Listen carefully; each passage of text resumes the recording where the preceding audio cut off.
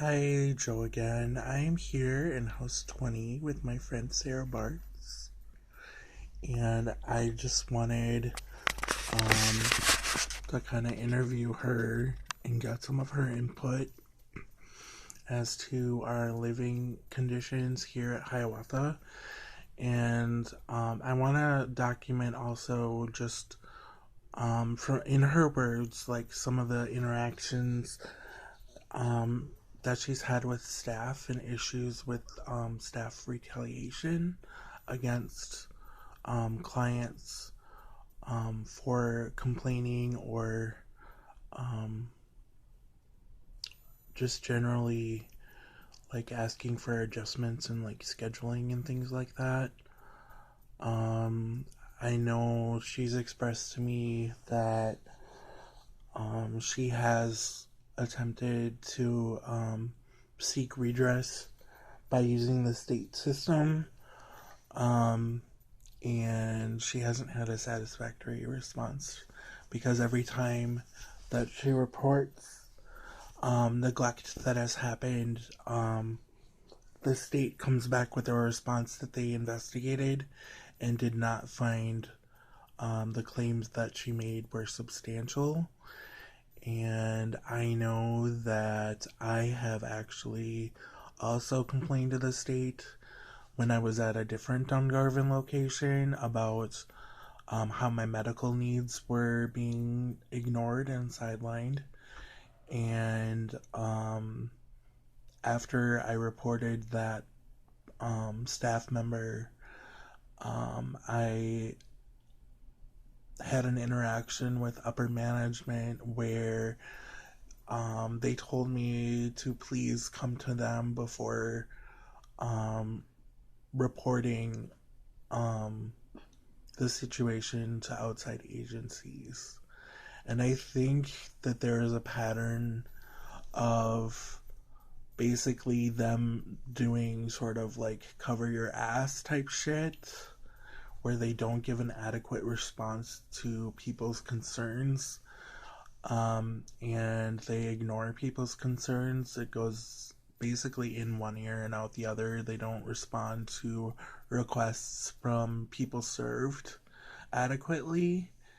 And I just find that Dungarvan is basically guilty of a bunch of false advertising, and that I don't believe that they should be getting paid by the state to provide care for people if they're not going to adequately care for persons served and meet their needs. Okay. Sarah, do you have anything you'd like to say? Um, well, the staffing is a big issue on the AMs as well as the PMs because we never know who's going to be working. Sometimes it can be one person between two houses. And another big issue is like the groceries. Like this week for groceries, we basically got 4 pounds of hamburger, some milk, but 4 pounds of hamburger is not gonna last like an entire week for food, and we have to look at who's working to in order to figure out what to prepare. Because some people don't know how to cook, or so you have to have things laid out. Um, those are my major concerns, and as far as like getting up and stuff is another concern because you don't know if the staff is going to be or if the house is going to be adequately staffed in order for you to get up in time to do what you need to do. Um, Thank you, Sarah. Did you have anything that you wanted to say regarding like staff retaliation? Because that was a concern that I mentioned. Kind of, I've experienced staff retaliation, and I think that it happens really often and it's not properly addressed.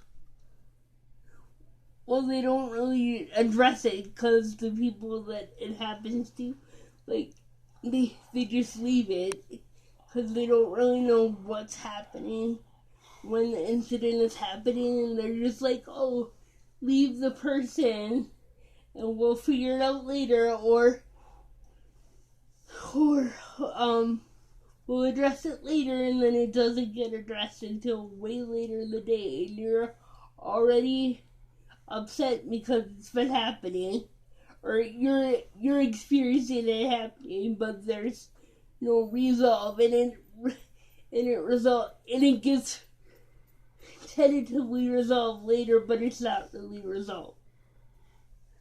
Like, I had it happen to me, and then the person worked the next day and didn't actually speak to me the entire shift for 2 days in a row, and then the person apologized later, but it's like that day I didn't get up until 3 p.m. in the afternoon.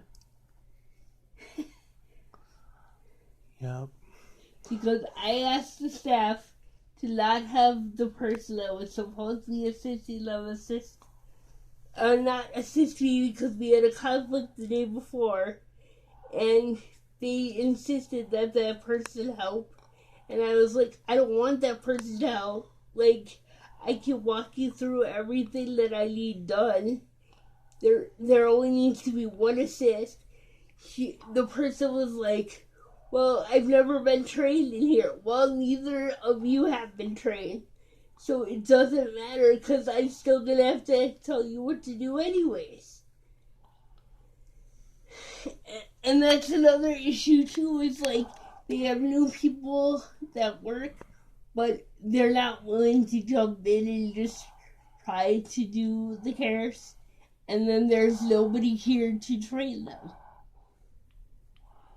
That's actually a really good thing that needs to be spoken about too.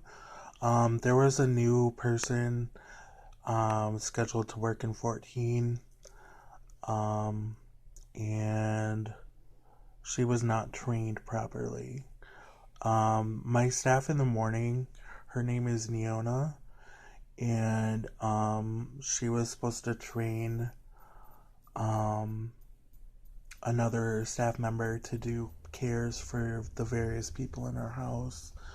I think that the day that this person underwent training, Neona basically maybe walked her through one person's cares, and then the whole rest of the day this trainee was sitting on the couch and Neona was sitting in the office. And that happens at the overnight too, because Tiana was supposed to be training with Montas. Montas didn't even show her anything, and she was just doing things on the fly. And Montas was just sitting in the office. And I had to yell for Montas from my room because I was in the sander to come in my room and show her how to bring the bed rail down because she wasn't actually in the room training Tiani.